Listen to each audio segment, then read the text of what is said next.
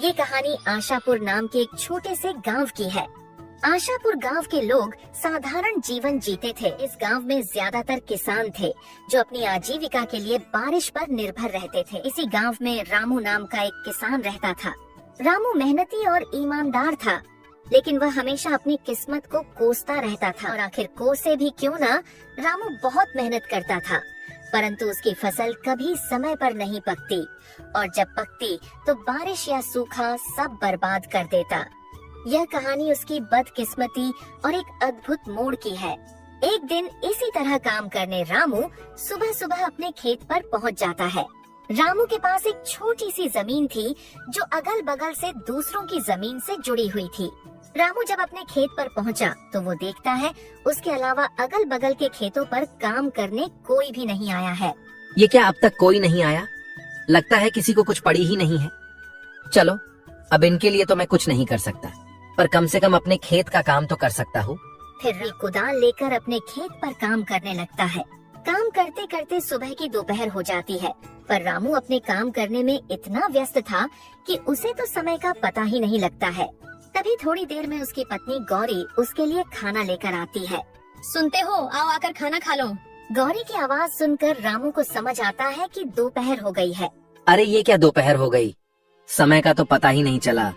चलो, अब गौरी खाना लेकर आ गई है तो खाना खाकर थोड़ी देर आराम करके फिर काम करता हूँ। रामू गौरी के साथ खेतों के पास वाले पेड़ के नीचे बैठकर खाना खाने लगता है। क्या हुआ जी? लगता है आज कुछ ज्यादा ही थक गए हो। हाँ, आज सुबह से लगातार खेतों पर काम कर रहा था। सुबह की दोपहर हो गई, पता भी नहीं चला। तो आपने थोड़ी देर आराम क्यों नहीं किया? मैं क्या करता, अगल बगल के खेतों पर कोई काम करने आया ही नहीं, तो मुझे लगा अभी दोपहर होने में समय है, इसलिए मैं भी लगा रहा। वो तो तुम आई तो पता चला कि दोपहर हो गई। क्या हुआ, अब तक कोई आया क्यों नहीं खेतों पर काम करने? वही तो, इन लोगों का ही सही है, जब मर्जी आते हैं, जब मर्जी जाते हैं। और एक मैं हूँ जो इतनी मेहनत करता हूँ, फिर भी पता नहीं कैसी किस्मत है मेरी, जो हमेशा कोई ना कोई बहाने से मेरी मेहनत बर्बाद कर ही देती है। रामू को इतने परेशान देखकर गौरी उसे दिलासा देने की कोशिश करती है। आप इतना क्यों दुखी हो रहे हो? आपको पता है ना, आप मेहनत करते हो तो बस, किस्मत को क्या कोसना। आज आपकी किस्मत साथ नहीं दे रही है, पर क्या पता कल आपकी किस्मत आपका साथ देने लगे। हाँ गौरी, पर ये कल कब आएगा? कब मेरी किस्मत मेरा साथ देने लगेगी? मैं जब सोचता हूँ कि इस बार कोई परेशानी नहीं होगी, तो फिर कहीं ना कहीं से कोई ना कोई परेशानी आ ही जाती है। कभी कभी तो मुझे लगता है कि विधाता को भी मुझे परेशान करने मजा आता है। आप निराश मत होइए। देखिए, आप बस अपने मेहनत पर ध्यान दीजिए। मुझे पूरा भरोसा है कि आज नहीं तो कल आप खुद मुझे कहेंगे कि लगता है किस्मत मेरा साथ दे रही है। देखते हैं गौरी, ये समय कब आता है। रामू को खाना खिलाकर गौरी वहाँ से चली जाती है और रामू फिर से अपने खेत में काम करने लगता है। रामू अपने खेत में काम कर ही रहा होता है, तभी वहाँ बगल वाले खेत का मालिक हरि आता है। रामू को काम करता देख हरि उसे आवाज लगाता है। और रामू भाई, क्या हाल है? लगता है आज कुछ जल्दी ही आ गए थे खेत पर काम करने। जल्दी जल्दी कैसी हरि भाई, दोपहर हो चुकी है। तुम आज कुछ ज्यादा ही देर से आए हो। हाँ भाई, आज थोड़ा देर से उठा था तो सोचा दोपहर का खाना खाकर ही जाता हूँ खेत पर। पर तुम्हें क्या हुआ है रामू भाई? खेत को देखकर लग रहा है तुम्हारा पूरा काम हो गया है, पर तुम्हारे चेहरे को देखकर लग रहा है काम अब तक शुरू भी नहीं हुआ है। नहीं भाई, ऐसी कोई बात नहीं है, वो बस अपनी किस्मत को लेकर थोड़ा परेशान था। अरे रामू भाई, कब तक अपनी किस्मत को कोसते रहोगे और कब तक किस्मत के भरोसे चलते रहोगे? अब किस्मत को कोसू नहीं तो क्या करूँ भाई? तुम तो जानते ही हो ना, पिछले साल बाढ़ आई, फिर सूखा पड़ गया था, और अब जब इस साल कोई प्रकोप नहीं है तो दिन ब दिन मंडी में अनाज के दाम गिर रहे हैं।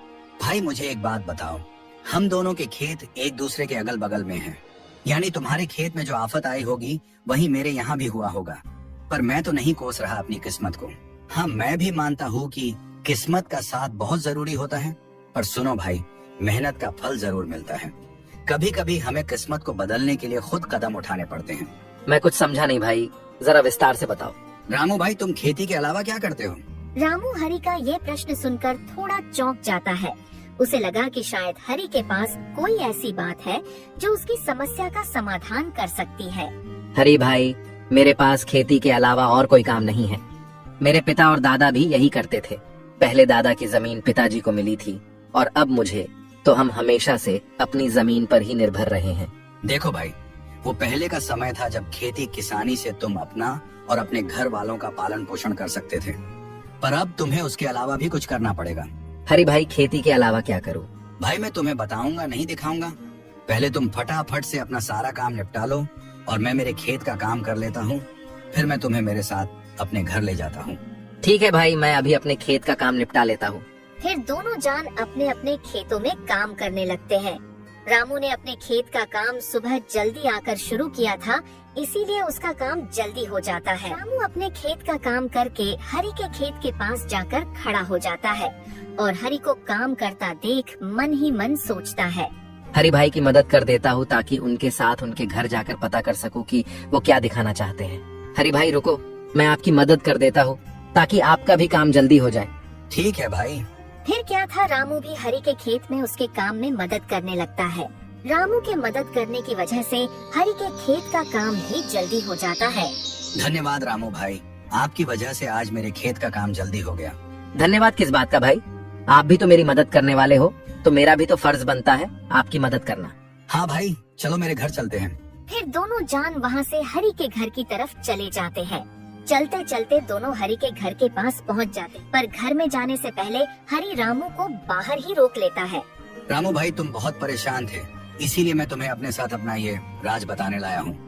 पर मैं जो तरीका तुमको बताऊंगा और घर पर जो चीजें तुम देखोगे वो तुम किसी और को नहीं बताओगे।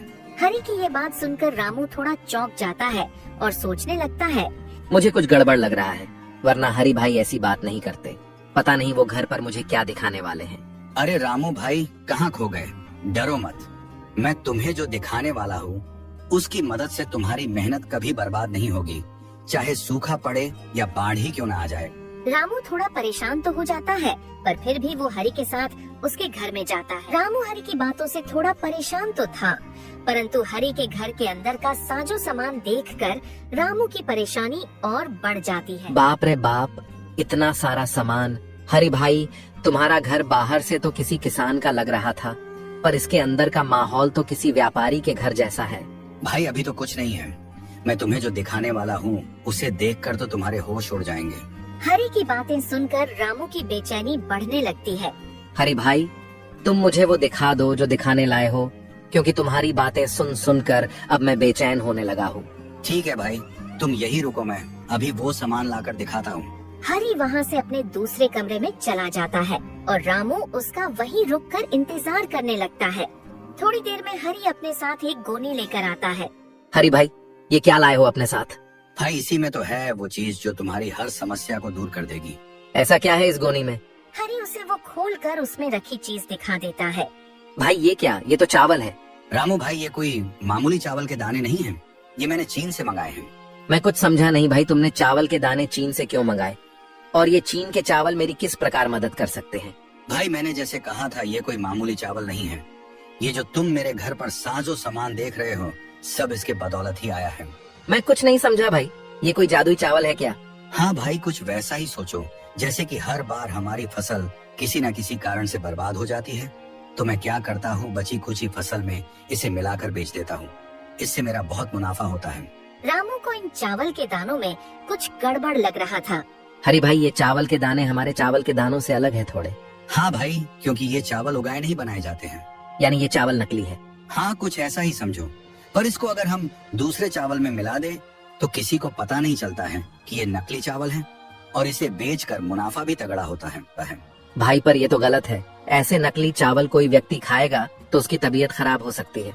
हाँ, तो उससे हमें क्या, हमें तो इसे बेचकर मुनाफा मिलेगा, हम उसमें खुश हैं। हम दूसरों की क्यों सोचें? जब हमारी फसल खराब हो जाती है, हमारे घर वाले भूखे मरते हैं, तो कोई पूछने आता है क्या? तो हम क्यों दूसरों की सोचकर अपना नुकसान कराएं? नहीं भाई, ये गलत है। मैं अपने फायदे के लिए किसी की जान से नहीं खेल सकता, भले ही मैं कितनी भी तकलीफ में क्यों ना रहूं, पर मैं किसी और के जान के साथ खिलवाड़ नहीं कर सकता। रामू भाई, एक बार फिर से सोच लो, ये चावल तुम्हें बहुत अमीर बना सकते हैं, और तो और इनके होते हुए तुम्हें अपने फसल की ज्यादा चिंता भी नहीं करनी होगी। जितना भी हुआ बाकी का ये संभाल लेंगे। नहीं भाई, ये काम मुझसे नहीं हो सकता है, चाहे कितना भी फायदा क्यों ना हो। ठीक है भाई, जैसा तुमको सही लगे। हाँ भाई, चलो फिर मैं चलता हूँ। रामू हरी के घर से निकल जाता है। रामू फिर से परेशान होकर अपने घर की तरफ चल पड़ता है। चलते चलते रामू परेशान हालत में एक पेड़ के नीचे आकर बैठ जाता है। अब क्या करूं मैं, अपने नसीब को कोसूं या नहीं। कुछ देर पहले तक लग रहा था कि मुझे कोई नई राह मिल जाएगी जो मेरी किस्मत को बदल देगी, पर आखिर हुआ वही, फिर मेरी किस्मत दगा दे गई। अब मैं क्या करूं, आखिर कब तक इस किस्मत को कोस के काम होगा मेरा। रामू परेशान होकर पेड़ के नीचे अपने आप से बात कर रहा होता है। तभी वहाँ पास से एक साधु बाबा गुजर रहे होते हैं और रामू को इतने परेशान देखकर बाबा उसके पास चले जाते हैं। क्या हुआ बेटा, इतने परेशान क्यों हो? कोई तकलीफ है क्या? रामू बाबा को देखकर चौंक जाता है। नहीं बाबा, कोई परेशानी नहीं है। देखो बेटा, मुझसे छुपा कर क्या करोगे? तुम्हारी शक्ल बता रही है कि तुम बहुत परेशान हो। कोई तकलीफ है तो मुझे बताओ, शायद मैं तुम्हारी कोई मदद कर सकूं। बाबा की ये बात सुनकर रामू सोचने लगता है। इतना तो परेशान हूँ और अब कोई रास्ता तो नजर नहीं आ रहा है। एक बार बाबा से बात करके देखता हूँ, शायद वो कोई उपाय बता दे। क्या सोच रहे हो बेटा? बोलो, क्या परेशानी है? एक परेशानी तो है बाबा, मैं मेरी किस्मत से परेशान हूँ। मुझे ऐसा लगता है वो मेरा साथ कभी नहीं देती है। क्यों बेटा, तुम्हें ऐसा क्यों लगता है? बाबा, मैं एक मामूली किसान हूँ जिसका सारा संसार खेती बाड़ी पर निर्भर है और मैं पूरी ईमानदारी से अपने खेत पर काम करता हूँ, पर मेरी किस्मत कभी साथ नहीं देती है। कभी बारिश मेरी फसल खराब कर देती है, कभी सूखा पड़ जाता है और किसी साल फसल बच गई तो उस साल मंडी में फसल की दाम कम हो जाती है। बेटा, तो तुम किसानी के अलावा कुछ करने की क्यों नहीं सोचते हो? बाबा, मेरे पुश्ते किसानी ही करते आ रही है और फिर मैं किसानी कैसे छोड़ दूं? और किसानी छोड़ना तो कोई तरीका नहीं है ना बाबा। इसी तरह अगर हर किसान परेशान होकर किसानी छोड़ दे तो लोग तो भूखे मर जाएंगे। हाँ बेटा, यही तो सोचकर तुम्हें और मेहनत करनी होगी। बाबा, मैं मेहनत करने से पीछे नहीं हटता, पर आखिर मेरा भी घर परिवार है। मुझे मेरे अलावा उनका भी देख सोच कर चलना पड़ता है। बेटा, तो जिस तरह तुम परेशान हो उसी तरह तुम्हारे साथ वाले किसान भी तो परेशान होंगे ना। तो तुम सारे मिलकर कोई उपाय ढूंढो। शायद सारे लोग मिलकर कुछ सोचे तो तुम सभी की समस्या दूर हो जाए। बाबा, मेरे अगल बगल वाले में से तो कुछ ने दूसरा रास्ता चुन भी लिया है, खेती से पैसे बनाने का। बेटा, तो तुम उनसे पूछो और उनका तरीका अपना कर देखो, शायद तुम्हारा भी काम बन जाए। नहीं बाबा, मैं वो रास्ता नहीं चुन सकता, मुझे वो सही नहीं लगा। क्यों बेटा, ऐसा क्या कर रहे हैं वो जो तुम्हें सही नहीं लग रहा है? बाबा की ये बात सुन रामू सोचता है। अब क्या करूं, बाबा को हरी भाई वाली बात बता दूं? किस तरह वो लोगों की जान के साथ खिलवाड़ कर रहे हैं।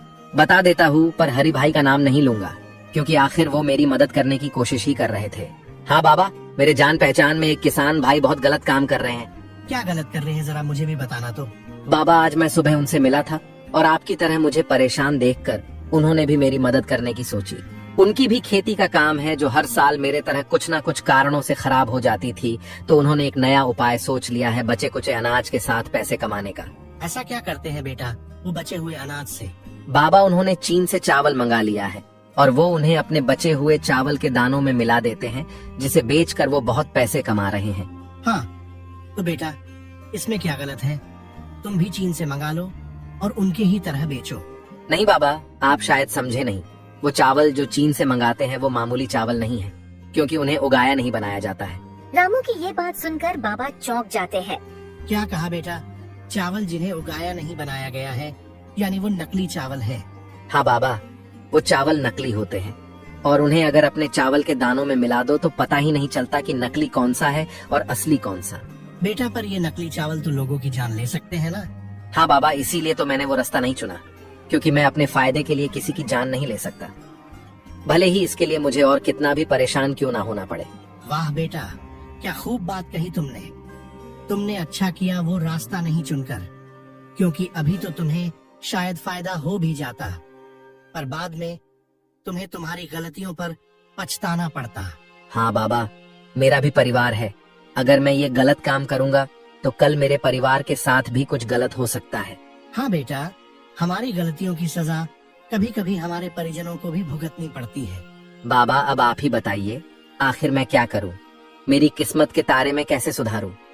आखिर मेरा भी परिवार है, मुझे उनका भी तो सोचना पड़ेगा। बाबा बेटा, तुम मेरा एक काम करो तो मैं तुम्हें इस समस्या से बाहर निकलने में मदद करूंगा। बोलिए बाबा, मैं क्या करूं? मैं आपके सारे काम करने तैयार हूं, बस आप मुझे इस समस्या से बाहर निकालिए। बेटा, तुम्हें कुछ ज्यादा नहीं करना है। तुमने कहा ना, तुम्हारा भी परिवार है, तो तुम्हें बस उनसे जाके ये चीन के चावल वाली बात बतानी है, क्योंकि तुमने अपना सोच कर मना कर दिया। पर क्या तुमने अपने परिवार वालों से पूछा इस बारे में? नहीं बाबा, नहीं पूछा किसी से भी। तो एक बार उनसे पूछ कर देखो उनका इस बारे में क्या कहना है।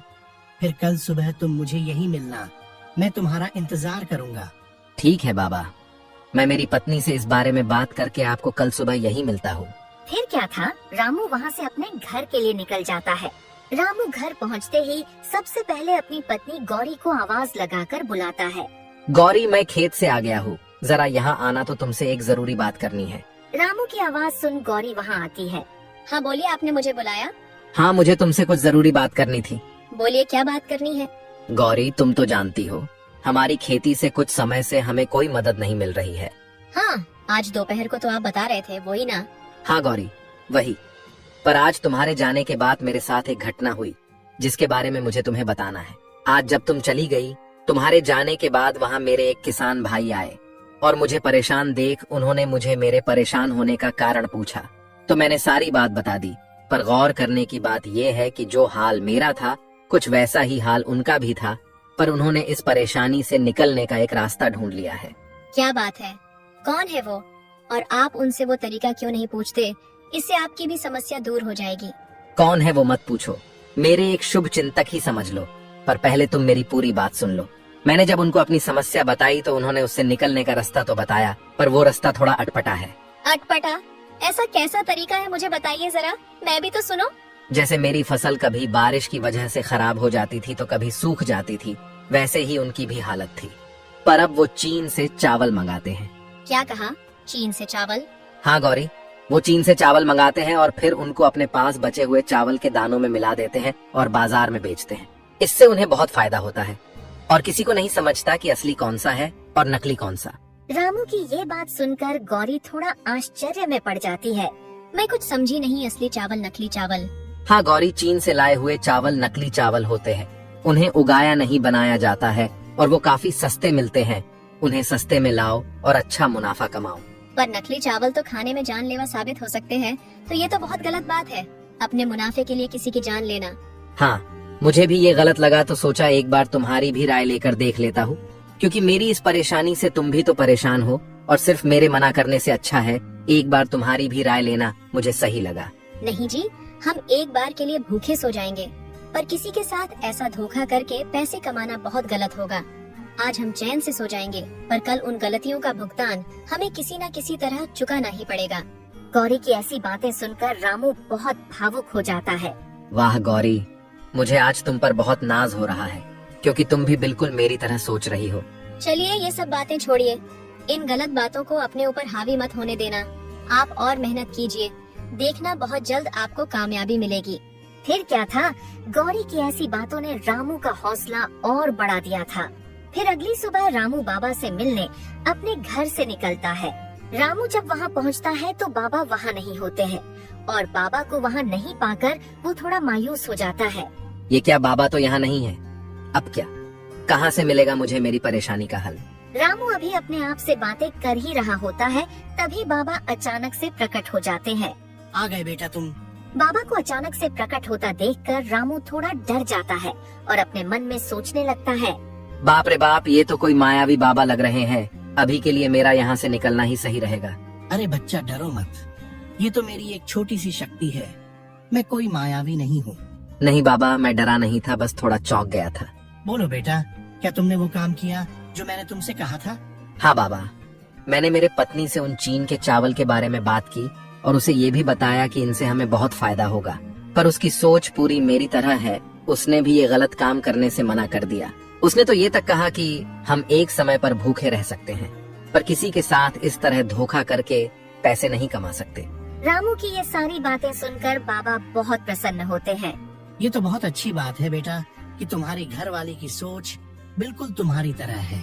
बाबा, अब आप मुझे कोई तरीका बताइए जिससे मेरी समस्याएं दूर हो सके। हाँ बेटा, रुको, मैं तुम्हारे लिए कुछ लाया हूँ जिससे तुम्हारी सारी समस्याएं दूर हो जाएंगी। बाबा फिर उसे एक पोटली देते हैं। बाबा इस पोटली में क्या है? बेटा, इस पोटली में जादुई मिट्टी है। तुम बस इस मिट्टी को ले जाकर अपने खेत में छिड़क देना और फिर उसके बाद अपने अनाज के बीजों को छिड़क देना, फिर कमाल देखना। पर एक बात याद रखना, मिट्टी कम कम छिड़कना, और जब पोटली की मिट्टी खत्म होने वाली हो तो अपने खेत की मिट्टी इसमें मिला देना। इस पोटली को कभी खाली मत होने देना। ठीक है बाबा, मैं आपकी सारी बातों को याद रखूंगा। ठीक है तो बाबा, मैं चलता हूँ। रामू फटाफट से जाकर अपने खेत में मिट्टी छिड़क देता है। चलो, अब मिट्टी तो छिड़क दिया, अब फटाफट से बीजों को भी छिड़क देता हूँ। रामू सारे खेत में जल्दी जल्दी बीज छिड़क देता है। चलो, बाबा के कहे अनुसार मिट्टी भी छिड़क दी और बीज भी। चलो अब घर चलता हूँ। कल सुबह जल्दी आकर एक बार खेत का जायजा ले लूंगा और जादुई मिट्टी का कमाल भी देख लूंगा। फिर अगली सुबह रामू सुबह सुबह अपने खेत पर पहुंच जाता है और अपने खेत की हालत देखकर चौंक जाता है। उसका खेत पूरा हरा भरा हो चुका था। उसे अपने आंखों पर यकीन नहीं हो रहा था। आखिर बाबा की बात सही हो गई। अब इस जादुई मिट्टी से मेरी सारी परेशानियां दूर हो जाएंगी और आखिर गौरी की बात भी सही हो गई। अब किस्मत भी मेरा साथ देगी। दोस्तों, इस तरह रामू और गौरी के नेक दिले ने उनकी बदकिस्मती को बदल दिया और अब उन्हें अपने किस्मत को नहीं कोसना पड़ेगा। दोस्तों, इस तरह की और शानदार कहानियाँ देखने के लिए हमारे इस चैनल को सब्सक्राइब कर लें।